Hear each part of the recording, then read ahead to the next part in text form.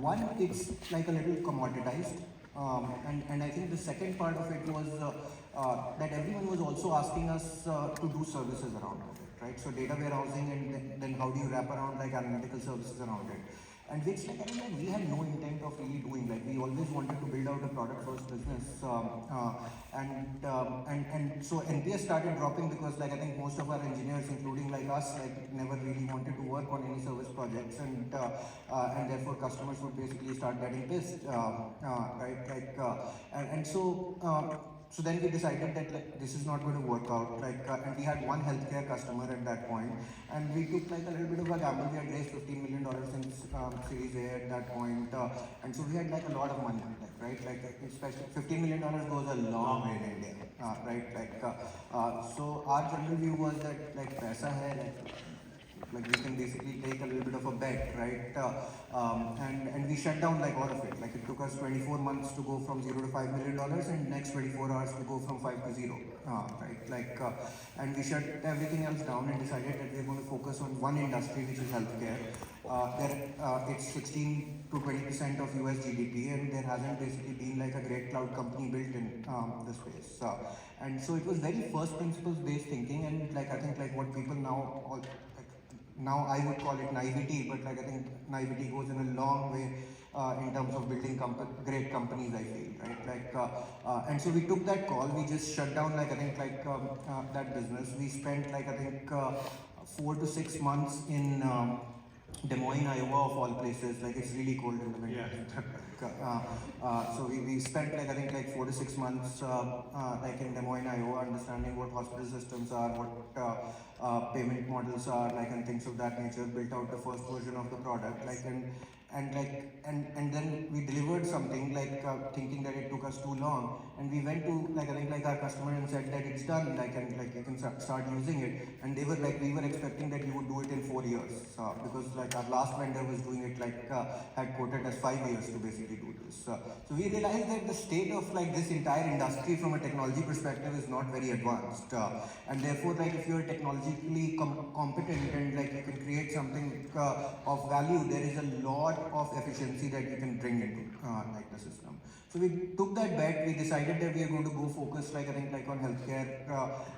2016 is when we pivoted, like, and I think in the last 6 to 7 years, like, we are probably one of the fastest growing vertical software companies across the world, not just in healthcare. Like, I think like from a vertical software perspective globally, right? Like, this is people talk of us, like, I think like as an India story, like happy to, like, I think like do that, but like we are like world leaders at what we do. We are not India's number one, we are world's number one at what we do, right? Like, so I think that has been an aspiration for us, like, I think from the get-go, and like it takes time, but like I think like that is what we are trying to sort of like build here. Yeah, it's amazing that, you know, to go from 5 million to 0, it's a very tough call, but glad it will, because a lot of the companies try to balance between services and product, they never get to go anywhere.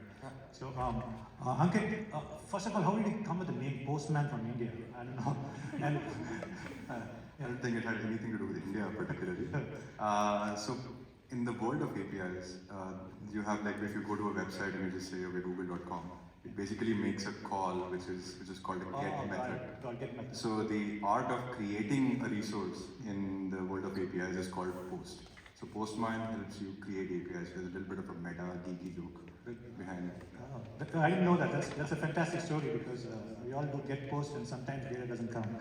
Yeah, so I think obviously when we were smaller, so we had this command line support for Postman, which was called Newman. Yeah.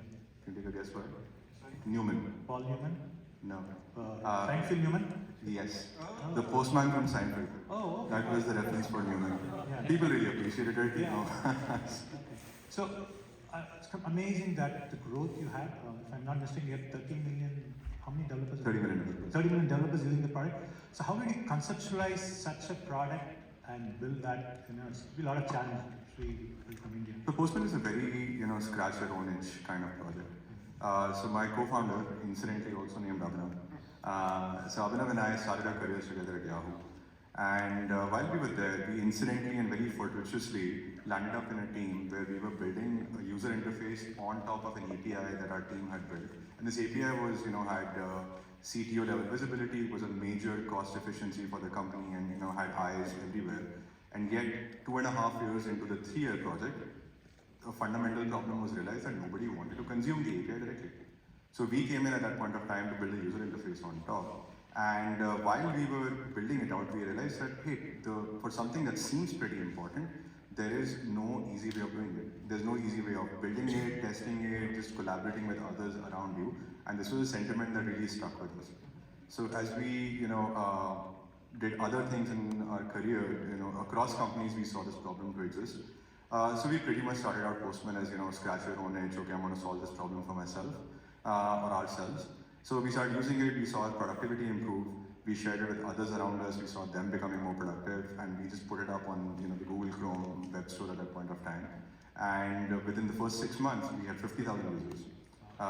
When I was in business school, actually, that was my resume. The last resume I made actually was 50,000 users. You should have got many offers. I don't think anybody knew that. But 6 months, we had 50,000 users. In 2 years, and this is still a side project, in 2 years, we had 500,000 users. And that was the point at which we realized that, okay, I think there is something of value here, and we validated a business model before we started a company, and then we started the company to support it. And I think over the last almost 10 years now, starting the company, it's been a pretty phenomenal journey because APIs have become fundamentally mainstream. We are here for the India conference. India's story is as much about APIs as it is about anything else right now. Yeah. That's fantastic. Of the 13 million, how many are from the India and how many users across the world? We don't break that up publicly, but India would be our second biggest users. We do have consistently at least 10 active users from Antarctica. Oh wow. Yeah. So Swapnil, you were into AI before AI was hot, and right now it must be burning. No, I think, actually before I answer that, I want to answer make a question for myself and answer it what our name. I wish I had a better story than Ankit there. Our name actually came, this is Saturday night, we're sitting in an apartment, me and my founders, and we were like, hey, you know what, AI is popular. This is 2017, we should actually get that name. And we're like, but we also want the word before that, we want like catchy name, right? There was no company behind it, right? There was no idea, nothing. We just wanted some name. And just like Googling name again and again, and one of us landed on observe.ai. We're like, boom, this is our name. So we got the name through completely a method of finding a domain that we could find. Nothing to do with our business, nothing to do with idea, nothing. It's purely, hey, can we get that domain? And that's how we started. We're talking about AI. So I had some experience in AI at Twitter. So before starting Observe, I had worked at Twitter. So I've seen basic versions of what I call NLP right back then. So they were doing some basic analysis and modeling on, is this tweet a spam, is this tweet NSFW, is this tweet politically incorrect, all sorts of things, right? Like that's the kind of modeling they were doing on that data. So that's basic exposure I had on AI, but nothing real, I would say. Even back then, 2013, 14, we were in the very early days of NLP. And more importantly, NLP, they were not even doing generation, it was just pure analysis, right? So very limited experience at Twitter before starting Observe. How did you pick the vertical on call center?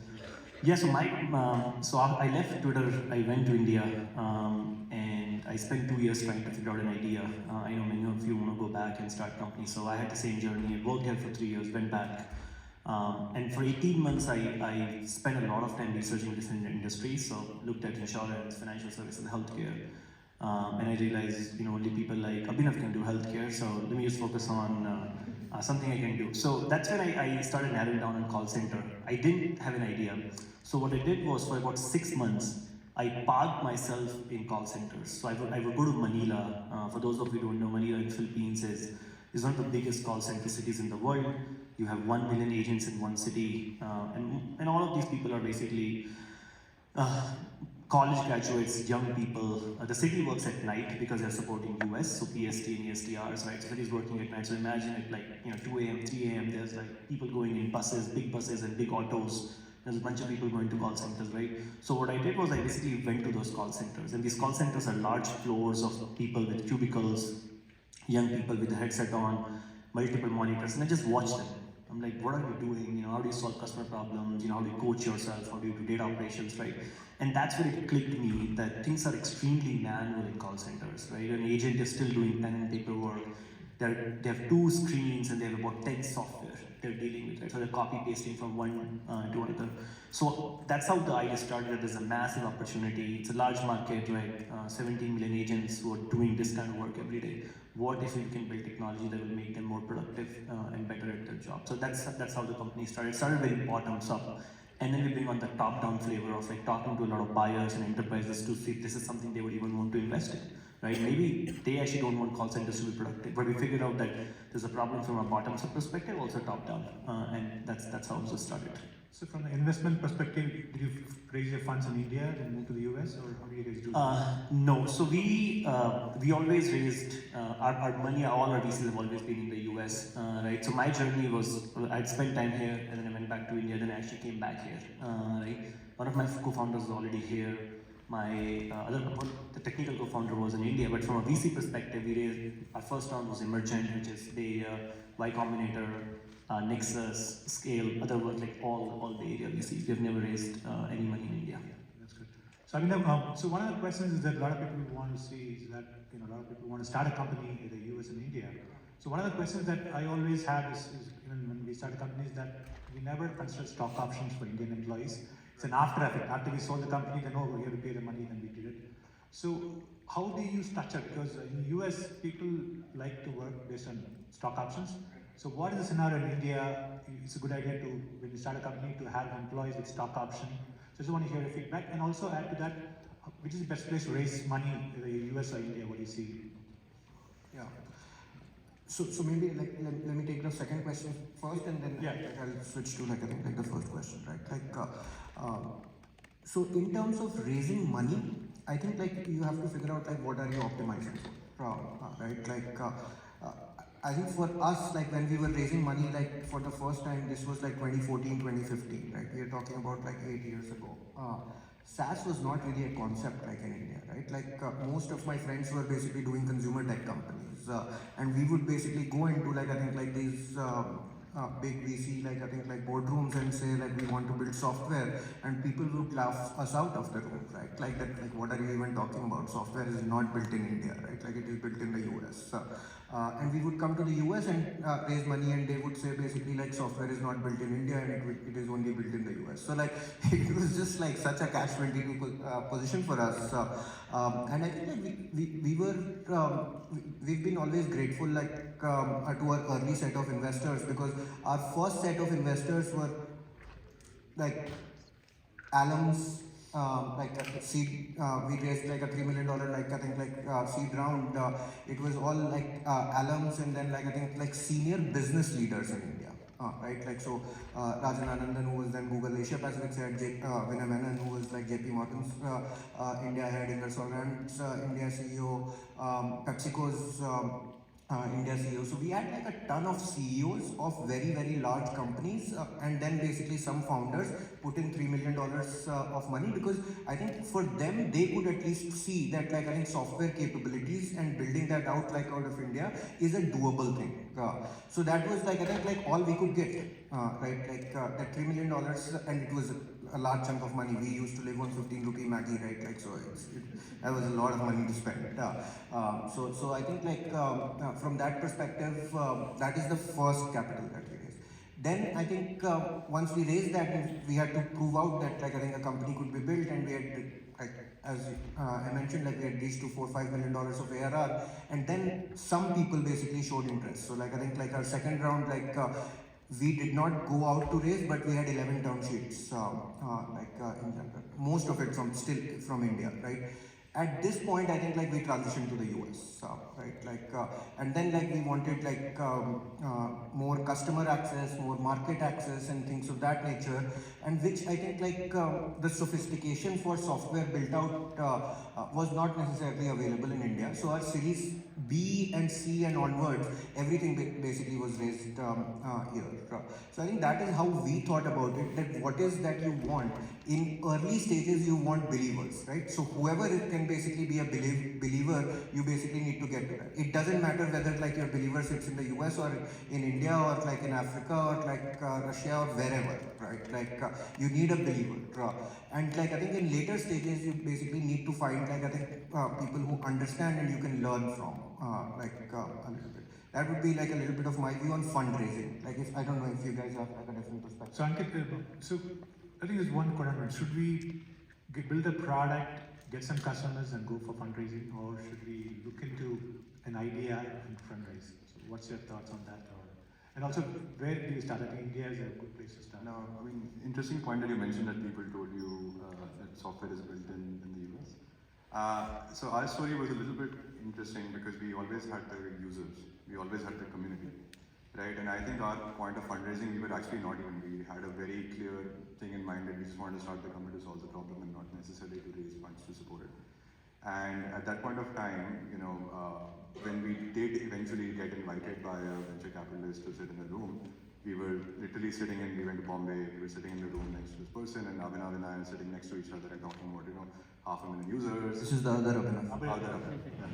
Yes, 500,000 users, every single country in the world, you know, it's growing rapidly. Microsoft is talking about it, eBay is talking about it, you know, publicly talking about the fact that how much they use Postman. So we're going on and on and on with like a good amount of energy. And these guys looked back at us and they said, okay, so what does your team look like? And I think that was the first time somebody asked a question about what team? This is the team. Sorry, this is the team. To avoid confusion. Right, so this is the team, and I think that's when they went back up and, you know, brought a term sheet down, like, okay, you guys are clearly onto something here. So I think the real lesson for us is, like, you know, if you're building a product that has value and you're able to validate it with real users who say that this is like valuable to us, I think everything else has followed. So you That was the second question. Yeah. If you want me to answer. Yeah, go ahead. I think the second question was like I think like stock options. Like we generally believe like I think like the capitalistic system is like I think the best way to build value like in like any like in any construct, right? Like and therefore like I think like equities and like participation in equity upside is basically how you create wealth, right? Like in any sort of like construct. So generally like I think like if you extend that sort of like construct, like you want people to really own like a lot of like I think like the business, like so like between like we have like a large chunk, like probably 20% of the business is basically held by employees today. Like and it's like it doesn't matter basically whether it's India, US, like because we started in Delhi and Noida, like I think like a large part of like I think like that ownership like really lies with early employees in Delhi, right? Like and so like I think like we've probably created like hopefully like I think like whenever we sort of like go public, like multiple people who have millions of dollars of wealth that would sort of like be like created like in that sense, and we had to do a lot of education like at that point, like because people did not understand the value of stock options in India at all, right? Like they were like wo sab to theek hai, like but like cash kitna milega, right? Like and so like you had to really explain to them that it's okay, but like I think long term your value is basically going to come from stocks, and today like I think that is the first question that anyone asks, like cash is okay, but like how much equity like are you basically going to give? So it's been quite a reversal of trend like in India where people are starting to think about value creation from stock options and things of that nature. It was very different like in 2014, and like I think like today like the perspective at least for early and young employees that we are sort of like seeing is very, very different. So, I mean, the follow-up question is that a lot of people are millionaires in paper, but in India, hey, I have my sister's wedding, so I need money now. Because they can get actual money when the company is acquired. So how do you handle that problem? We buy it. We just buy it? Oh, wow. Buy it. Like, I think like if someone really needs it, like we buy it, like and we have like I think a special board like provision like that up to X amount of like buyback of stock options, we do not need like I think even board approval. Oh, that's fantastic. So, like, That's good to know. So, Swapni, you worked in Twitter before Elon Musk took over. The good times. So, did that experience of working in Twitter help you in your startup journey? Yeah, absolutely. I think especially if you put this in the context of India-US journey, right? Not very relevant, I would say, for a lot of you here. But imagine now, you know, your batchmates or people you know who have never been in US. So when a founder, let's say they start a company in India, they're making a shift to US. They're basically taking a big step function on two axes, right? Like one is the business side, which is coming here, building here, selling here. There's actually a much bigger shift they're taking on the personal side. right? How do I live there? What do I wear? What do I eat? I'm a vegetarian. Do I get vegetarian food? What currency? How do I get a credit card? All those things, right? You would not believe. Literally, this is. I often talk to India US founders, right? And oftentimes they actually ask me these questions, like, how do I rent an apartment there, right? And so because I had lived in US, right, a big part of that obstacle for me was not there at all, because I knew I could just go and figure all of this out, right? But a majority of the Indian founders who are living in India have never lived outside of India, right? They might be the best at business, product, technical part, right? They still have this big mental barrier of like America, or for that matter, any other country, like, you know, how do I live there? People, culture, food, everything, right? So having worked here, having lived here, I mean, for all of you, like you guys are studying here, so it's easier, right? But for a lot of them, it's a big barrier, right? So it really helped me having lived in Silicon Valley, right? The other component to that was I'd also worked in a great company. Right, so that also made things very, very easy for me. So shifting to the business axis now, right? On the business side, like how do people operate here? How do people meet in person, Zoom? You know, do you talk about sports? Do you talk about weather? You will not believe it. I actually have to share this, right? So I actually don't watch American sports. I'm forcing myself. I literally bought YouTube TV so I could watch Super Bowl, so I could talk about it next day. This is the very common thing in B2B SaaS, right? I have to start a conversation about our weather. Like I've never been to Boston, but I can talk to you about Boston weather for like 20 minutes. I have to learn that trick, right? So I talk to Indian founders, right? And I talk to them, hey, how do you start up, how do you warm up the conversation? And they just don't have anything to warm up the conversation to, right? Especially if it's not an SMB sale, it's not a PLG motion, right? You actually want a deal, right? You have to warm up, you have to build the connection, and they just are unable to do that at all, right? So the second part, right, the business axis, like having lived here, you know, having worked at Twitter, having interacted with people, having figured out like what people connect on, right? For example, in India, talking about kids is not a thing, right? In here, in literally 5 minutes, I can open up about my kids and I can talk about other kids, right? It's a very easy thing. People open up, people talk about it. People love talking about it.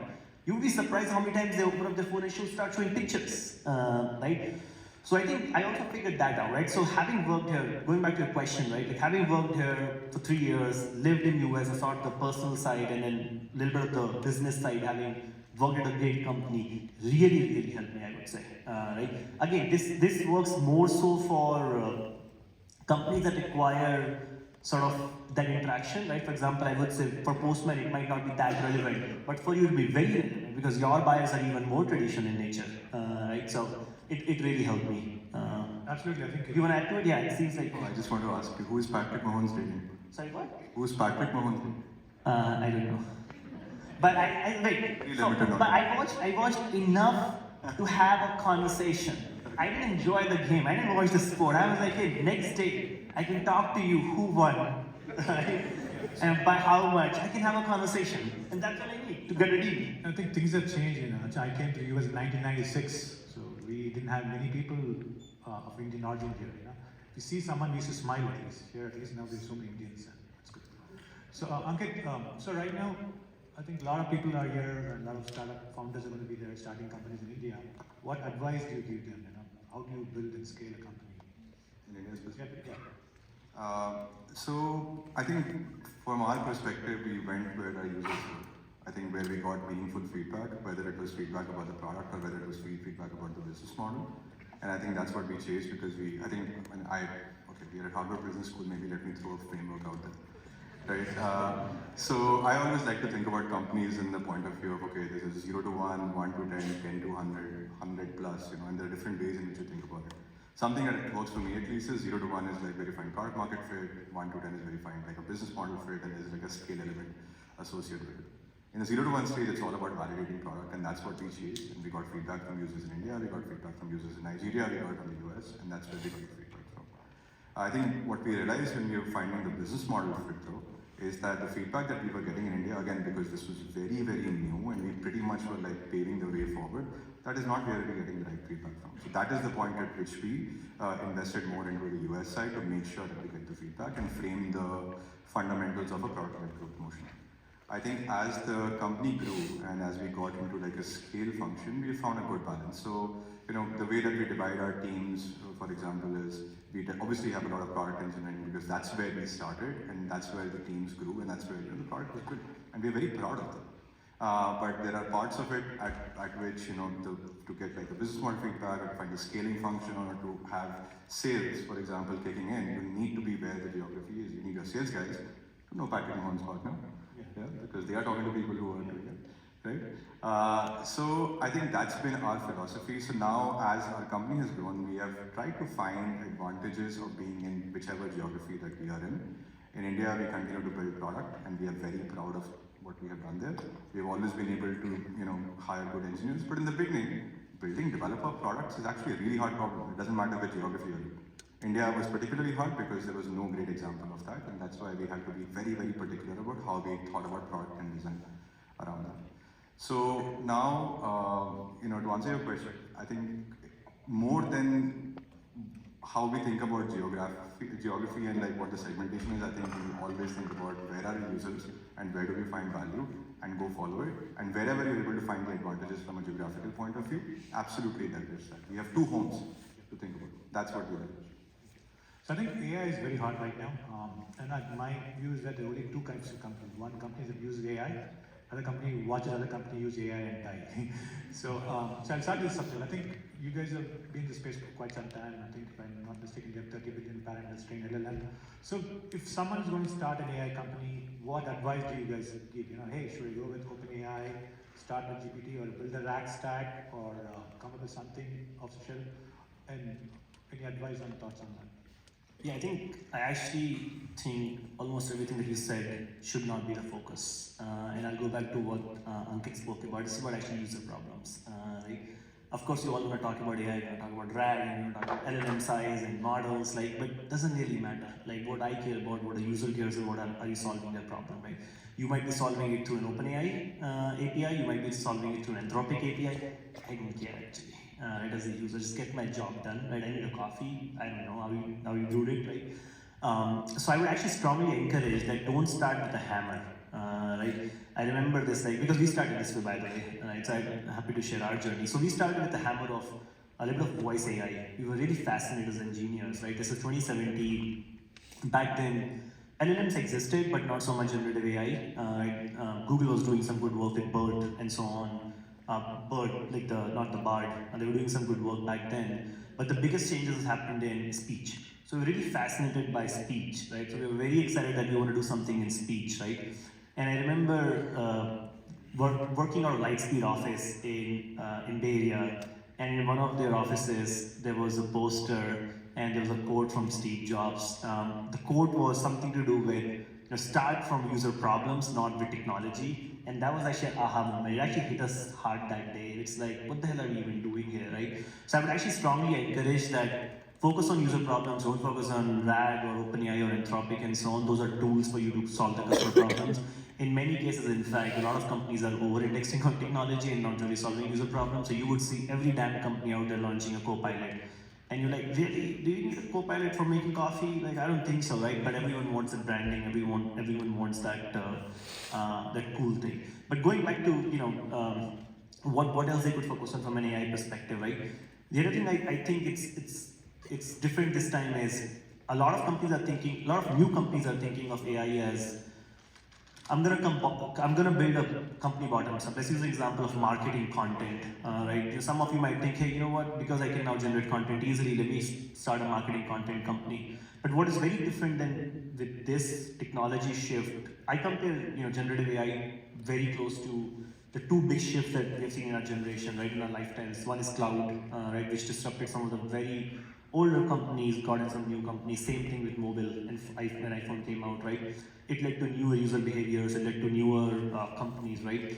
Same thing is going to happen with generative AI, but the biggest difference this time is a lot of the incumbents are moving really, really fast actually. Like back then, when Benny have started Salesforce and it was all about cloud, and at that point, Siebel was very clear that they're actually not going to do cloud, right? But now if you talk to any large enterprise, hey, will you do generative? Of course. In fact, I have done generative AI and I'm doing a lot with generative AI, right?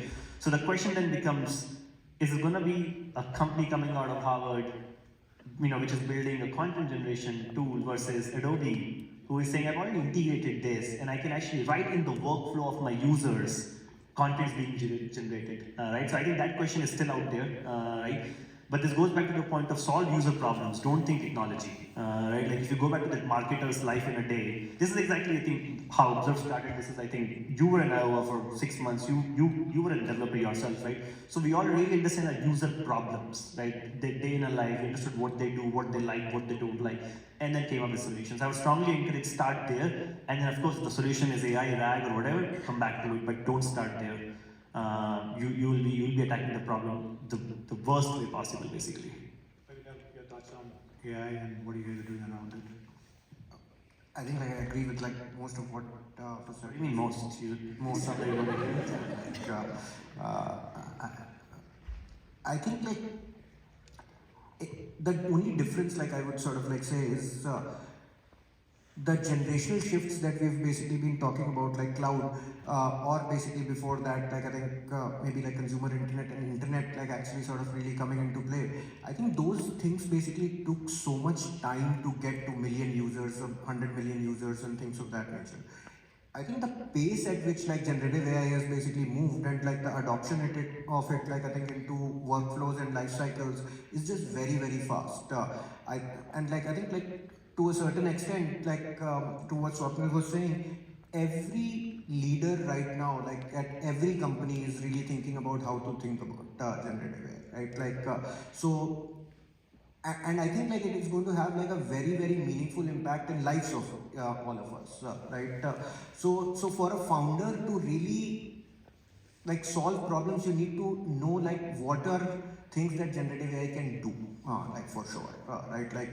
So not knowing that is just putting yourself, like I think, at risk a little bit, like right. So if you're starting a company today, like I think like and solving a problem, and you just know, like I think like generative AI can probably help, like in some way or form, right? We've like applied it in so many different cases. Like we're basically launching, like I think like a Alexa type product, like for doctors. Like none of it was basically possible, like for us, like I think like 6 to 8 months sort of like ago. Like we're launching like a healthcare specific contact center. We're launching like so many different things. None of these problems we could have addressed with last generation technology, and suddenly like the art of possible is a very different thing, like using generative AI. So I think really, and like Jensen basically says it best, that like his biggest which is Nvidia's founder, right? That his biggest contribution to mankind is that no one needs to learn C++ anymore, right? So therefore, like I think. If you can think about the problem today, most likely you can solve it without even being very super technical about it, right? So I think knowing the art of possible of generative AI is like very important for, like I think, everyone who is sort of really wanting to build a business today, because it is going to have an application like in your business in some way or form for sure. So we have 2 more minutes. So if you want to have any questions, please line up. There's 2 mics over there. So last question for you, Ankit, is again, what is Postman doing in AI, and what's your thoughts on AI? I think I'll maybe just add on to what you guys said. I think I meet a lot of people. I met quite a few of you as well over the last couple of days. And I think AI does not take away from, even though the generational and foundationalness of the technology that I'm a big fan of and very excited about, it doesn't take away from the hard work that you have to do when you're building a product. And the hard work that you have to do when building a product is to understand, truly understand who your users are and what are the jobs that they are trying to do.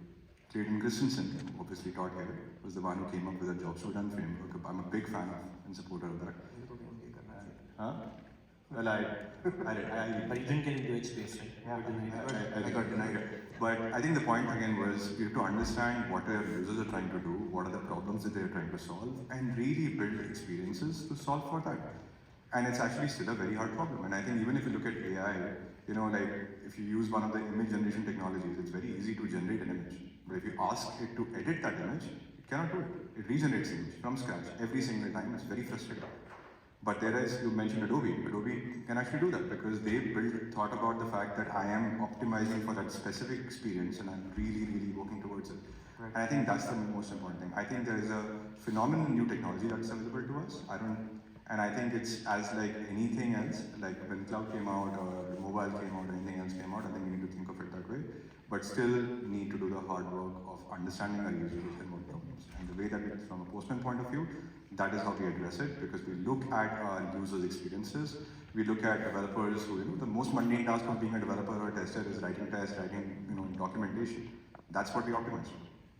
So, if we start with you, you can ask the question, you can tell who you're going to ask the question to. It'll be easier. So, yeah. Introduce yourself. Yeah. Hello everyone, my name is Prateek. I'm a full-time MBA student from Babson College. Thank you so much for all of you being here. And my question, it's not to anybody in particular, but it's just about how the average B2B sales cycles, upwards of let's say $10,000 ARR. It used to be around 8 to 9 months up until 2 years ago, I'm guessing. Now it's like 15 months, 17 months. And that's why we see a lot of partner-led sales activities happening in the SaaS market. Do you think we are entering a new paradigm of B2B sales, or do you think the market is correcting itself and we'll go back to the 8-9 month sales cycle period? Like different industries, I'm sure all three of you, but how do you look at this particular concept? So who wants to pick that? Go ahead. Okay. So for us, like we've not seen a change, right? Like, and healthcare is like a very different industry. I would say, like I think enterprise sales motions have been pretty consistent. Like I would say, right? I think like our average ACV is like north of $1 million. Like and it takes us like I think it used to take us like 9 months before, like 9 to 12 months to sell.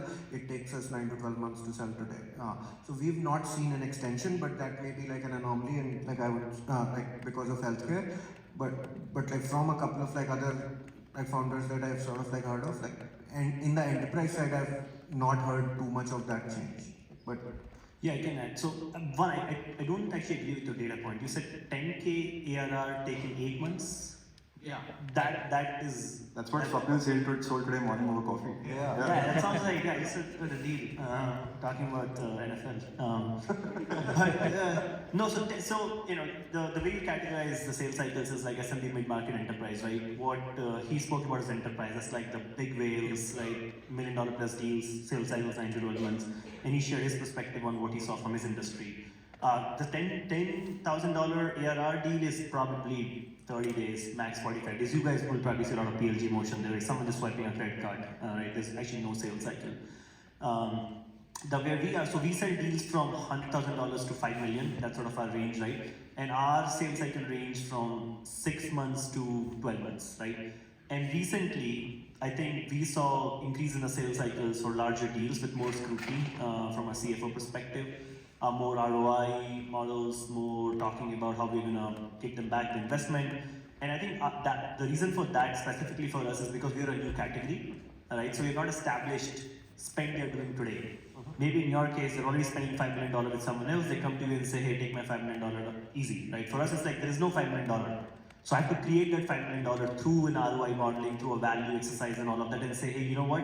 I'm actually going to reduce your cost here, so give me that money here, right? So our sales cycles went up, probably by 2 months or 3 months, and they're still there. So our sales cycles have gone longer, for sure. Yeah, you go ahead. Thank you. And I'm an undergrad studying at Northeastern University. So I had a question based on like the future of B2B SaaS, where now we can see with the increased popularity of no-code and low-code platforms, and also like generative AI helping build software, where capital required to build any kind of software has reduced by a lot. So do you see like the old SaaS model having drive down their prices because of newer models becoming cheaper with the similar functionality, and businesses making their own like inside software by themselves instead of getting a SaaS model which will run down their revenue for a long term? Yeah. Sure. I think, so let me rephrase the question a little bit so I make sure I understand correctly. So what you're basically saying is that companies can just write their own code using generative AI and not buy B2B SaaS software? Yes, that, and also like new SaaS companies can build the same product with a similar functionality at a much cheaper rate. I think there is a lot of moat creation that happens in business building, and you have to really think, if you're building a business, you're thinking about the moats that you generate and why you're generating a value. Like for example, when we go into companies, the value that we bring is not just the fact that we have a product, but there is a lot of thought and design that has gone into building great developer experiences and also creating great network effects. And network effects are really, really hard to replicate. So if you're able to create the right modes in your business, you are able to sustain the business model. So I think, yes, it reduces the time to market potentially. I think it's still relatively unproven, right? But I think if you think about your businesses with all the things about how do I get disrupted or what would be the risk that I have and are conscious about it, I don't think that much of a change in the short I think that's a good point. I think if there's a network effect, it's going to sustain. But some companies like Kata are a lot under price pressure because I know Chamak said he's trying to build. If the cost of a company goes $100,000 per year, and he's a way to get a couple of developers and build it, they want to build. He's starting a company around that concept. I still strongly believe, though, that there's a difference between getting, the first-time user experience and getting somebody to see the aha moment versus continuing to see value in what you have built. And that's still a very hard problem, and that is hard for teams to replicate, and the incentive structures to be aligned even for internal teams to solve those problems effectively. Can I add to that a little bit? So, what we have seen, because we are in the heart of generative AI, right? It's very easy to build products with generative AI with sort of both your foundation models out there with 80% accuracy, right? So sure, can I run a pilot and say, oh, you know what, I'm actually observe.ai, look at this, what I do. But when you actually go in front of an enterprise use case, right, where people rely on our data to run payroll. People rely on our data to run sort of who to fire, who to hire, right? We are actually responsible for the revenue outcome of the call center. Then it becomes very, very serious, right? So I think kind of what you're saying is like, hey, it's easy to get off the ground maybe and get like basic use cases and 80% accuracy of things, but for you to build real deep products that you want enterprises to buy and rely on and scale, there's a lot of hard work that goes in and will continue to go in. Along with everything that you said about the user experience and user personas and all of that. Forget beyond the technology part too. I always recommend thinking in terms of modes. I think that's a very good way to think about it. So we have last question there. Go ahead. Yeah, hi. I'm Prasad. I'm currently an MBA student at Yale and from the same undergrad as Abhinav. So my question is more for Swapnil and Ankit. Like both of you spoke a lot about identifying problem at an individual level, like for developers and like people working at the call center. But then your solutions were for businesses who employ these people. So like how do you sell this vision where you identify the problem at a very granular level, but then you are selling at a very macro level to these businesses? I can do it. Yeah, why don't you take Okay. I think that's a really good question, right? And I think with every category creation, like Swapnil mentioned, right, there is a certain degree of education and marketing involved to support that. And I think for us, for example, like we have seen a lot of value with organizations and teams who use Postman collaboratively and just become more productive or are able to better partner with their customers or to build the platforms and ecosystems around. But this value has to constantly be educated to the leaders of the business to tie it to their technical goals or predominantly their business goals. And that's something that we have to do, and there are multiple channels that we have to attract to support that. Category creation, again, as I'm sure you would agree, is a hard problem, but it creates a huge market for you to capture if you do it. Yeah, one more question? Yeah, I can find an offline. Hi, I'm Dhwani. I'm from Babson College as well. And my question is that tech companies like yours as well are extremely high value. So I wanted to understand that there is this trend where we see that there's a bubble and generally tech companies are overvalued sometimes and overinflated. So I just want to understand, what do you think about your companies and how do you think that is valuation a good measure of your success, or is there something else that you look at? Yeah, sure. I love this question. Yes. So for us, I think like we are deeply undervalued. But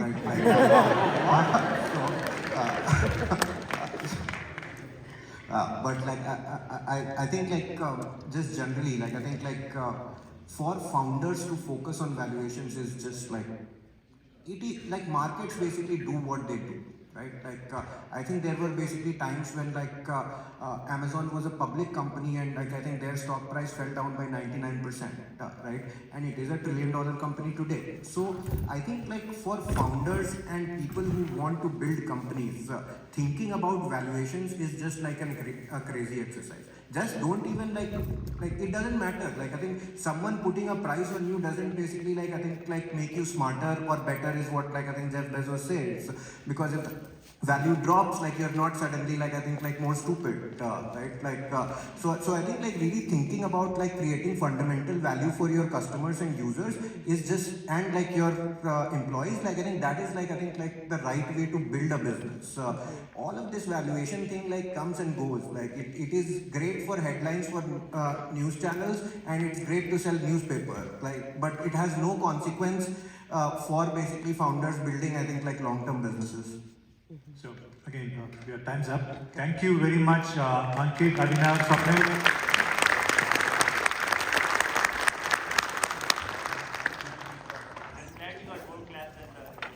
Yeah. We are more